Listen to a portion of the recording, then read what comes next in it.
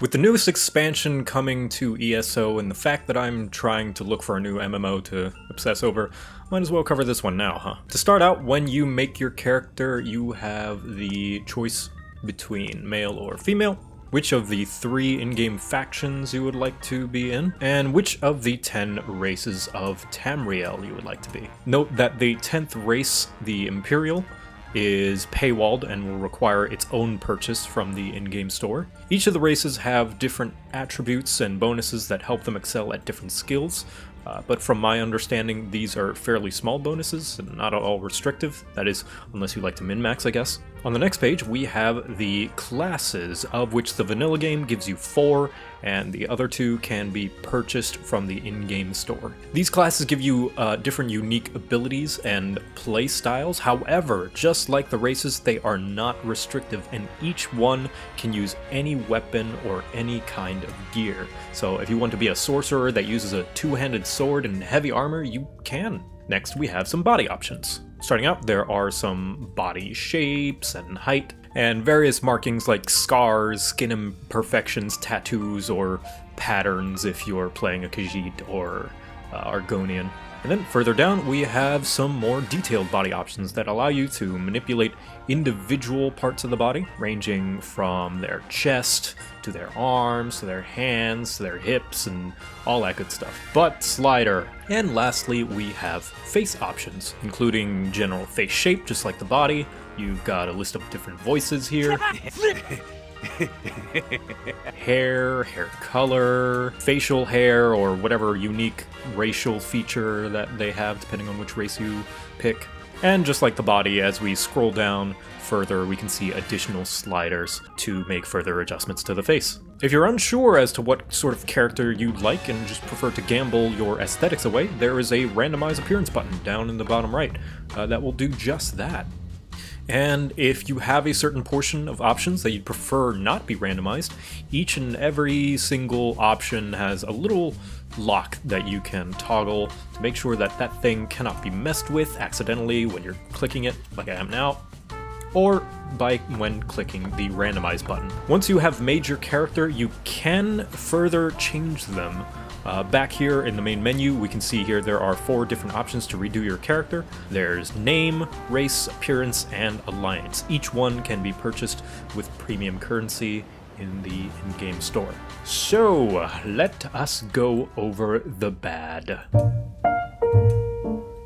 Some UI gripes. Take a shot, everybody. Firstly, when you select to preview gear, the different types of gear or no gear, it knocks you back out to the race select. A bit more annoying is the Skyrim problem of having no visual previews for certain options, i.e. the hair, markings, facial hair, etc. In order to see what your options are, you have to scroll through the entire slider, one option at a time, or just skip all of them whenever you just want to get to one. I think having a panel with some thumbnails of all the options is infinitely better because you can see all your options first and not have to spend the time scrolling through them all, as that takes time and makes comparing options pretty difficult. The next problem I have is the lack of information of a lot of these options. Like for the races, there's a little tooltip down at the bottom here telling a brief summary of what bonuses you receive for each race.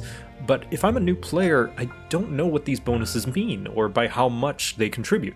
Perhaps some numerical values could be useful, or some additional info about what each of these skills does in the game. And the same goes for the factions. There's no info on them whatsoever in the game. I don't know what sets apart the Daggerfall Covenant from the Ebonheart Pact. If there is one at all. Maybe there isn't. The game doesn't tell me. And obviously, I could always look these up at the wiki to get information, but then we wouldn't be looking at just the character creator anymore now, would we? And again, same with the classes. There's a brief summary, but not much more. Some skill examples or more in-depth info about them would be really nice so players can make more informed choices. And that goes for the paywalled classes and races too. It'd be nice if I could at least preview them and get a description of what they are so I can make an informed purchase if I wanted to from the character creator. And speaking of classes, there feels to be a little bit of a lack of them. I mean, 4? I know they can use any sort of equipment they want, and maybe they're just really in-depth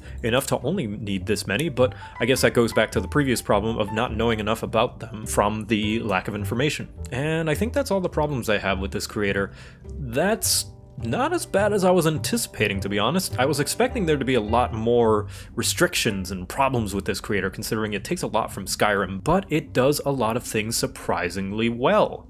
Let's go over those. Firstly, let's just quickly comment, the character looks good. Some of the gear is a little low res, but it's mostly the starter stuff. The higher level gear, they look pretty nice, if maybe some parts still a little bit low res. But the face, I mean, that's a nice face. Look at that. Yeah, the general art style is very detailed, cool design, and keep in mind, this is an MMO, so having a nice looking character model is an achievement in and of itself, worth applauding.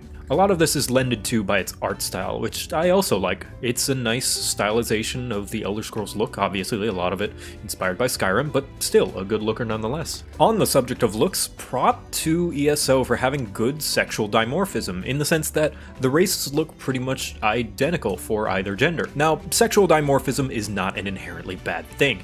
It's okay to have genders of a species have different unique traits from one another, so long as it's done in a way that is equal for each gender. Although the women in ESO are on average a little bit scrawnier, the game lets you make them bulky if you so choose, and vice versa with the males. And let's just praise the variety we have on display here. Sure, you have like 4 different flavors of human and 3 different types of elves, but there's also lizard people and cat people and cool, unique looking elves, I'll admit. I said this in the Skyrim critique.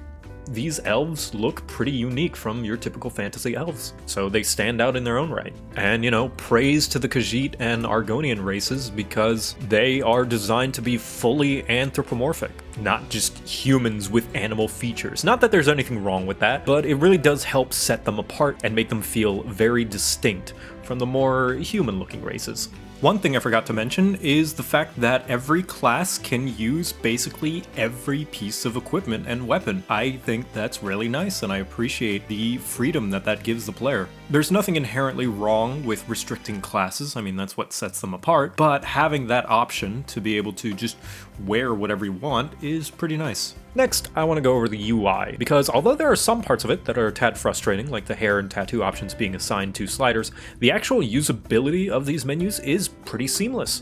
Not a single thing gets in your way, and it's easy to navigate, if you're on keyboard and mouse at least. You can just click and click and click where you want the options to go. It's great.